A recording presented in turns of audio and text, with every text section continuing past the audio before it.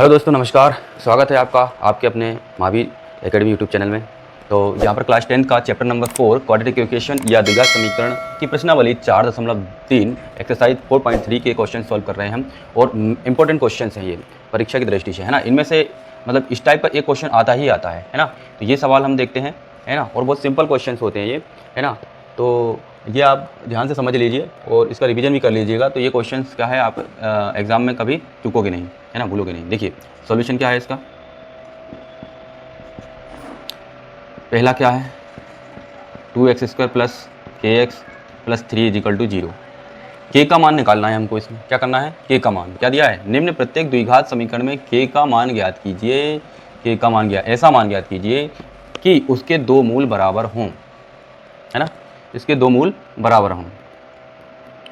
तो मूल बराबर कब होते हैं, मूल कब बराबर होते हैं, मैंने बताया था कि भाई यदि विविधकर जो है, विविधकर क्या है, यदि बराबर हो 0 के, ये विविधकर डी से दर्शाते हैं। तो यदि विविधकर या डिस्क्रिमिनेंट 0 के इक्वल हो तो दोनों मूल बराबर होते हैं। तो इन्होंने तो पहले ही बोल दिया कि भाई मूल बराबर हैं तो k का मान ज्ञात करो। तो यहाँ पर क्या करेंगे, हम पहले देख लेते हैं ए बी सी क्या है। a क्या है, यहाँ पर 2 है। b क्या है, b है ये x का गुणांक k। और c क्या है, यानी अचर पद कितना है, 3। ठीक है, अब विविधकर निकालते हैं, है ना, या कंडीशन रख देते हैं। यदि दो मूल बराबर हो, दो मूल बराबर हो तो विविधकर क्या होता है, 0 होता है। तो विविधकर क्या होता है, b² माइनस 4ac बराबर 0 रखो। तो यहाँ पर b का मान कितना है, k, तो k का स्क्वायर हो जाएगा -4। a की वैल्यू कितनी है, 2 है। c कितना है, 3 है, बराबर 0। तो यहाँ पर हो जाएगा k² माइनस 4 दूनी 8, 8 3 24 बराबर 0। यदि k² है तो k अपन यहाँ से वर्गमूल हटाएंगे, यहाँ से घात हटाएंगे, है ना। तो इस तरफ पर क्या हो जाएगा, वर्गमूल लग जाएगा, प्लस माइनस करनी 24। तो ये क्या हो जाएगा, प्लस माइनस, और 24 को लिख सकते हैं 4 × 6, 4 × 6 = 24।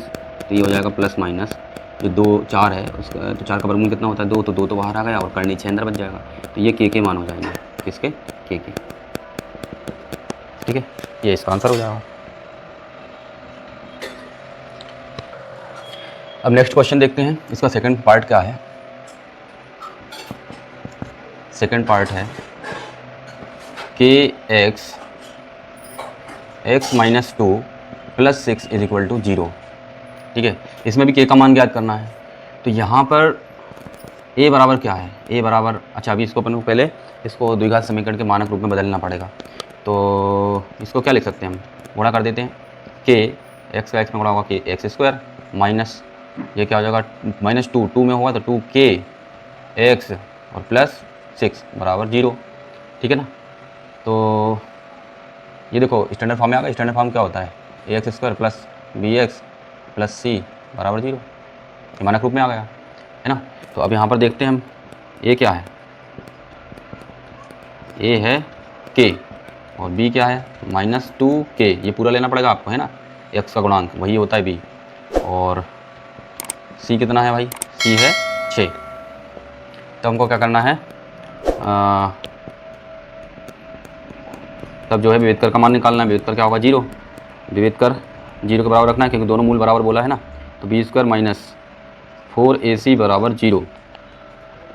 b का मान रख दो यहाँ पर, कितना है, -2k का होल स्क्वायर माइनस 4 गुणित a का मान कितना है, a का मान है k और c का मान कितना है भाई, 6 बराबर 0। वर्ग कर दो तो 2, -2 का वर्ग कितना हो जाएगा, 4, k का वर्ग क्या हो जाएगा, k² माइनस यहाँ पर 4 × 6 = 24 k हो जाएगा। ठीक है, और बराबर कितना हो जाएगा, 0। तो यहाँ से अपन क्या कर सकते हैं, 4 को भी कॉमन ले सकते हैं या 4 से भाग दे दें बोलते हैं। तो यहाँ से 4 कट जाएगा, k² बचेगा माइनस 4 × 6 = 24। तो यहाँ पर कितना बचेगा, 6k बराबर 0।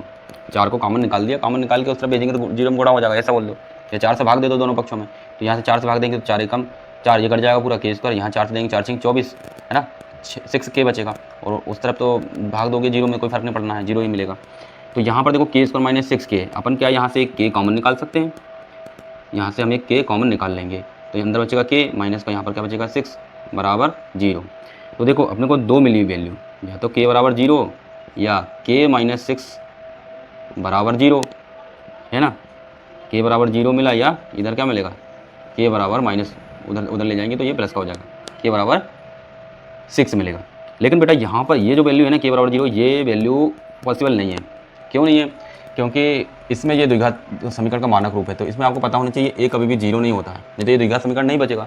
इसलिए अब देखो ये के क्या है, के जो है क्या है, एक्स स्क्वायर का गुणांक है। यहाँ पर देखो एक्स स्क्वायर का गुणांक है, इसलिए ये 0 नहीं हो सकता है। इसलिए ये हम यहाँ पर के की वैल्यू 0 पॉसिबल नहीं है, संभव नहीं है यहाँ पर। इसलिए तो अतः कौन सी वैल्यू हो जाएगी, के की वैल्यू हो जाएगी 6, ये वाला हो जाएगा, है ना।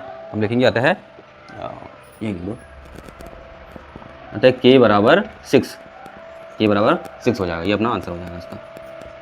ठीक है, तो ये क्वेश्चन नंबर 2 के दोनों पार्ट बहुत ही सिंपल क्वेश्चंस हैं और परीक्षा में इनमें से एक क्वेश्चन आता ही है ना। इस टाइप का क्वेश्चन आपको देखने को मिल जाएगा एग्जाम में।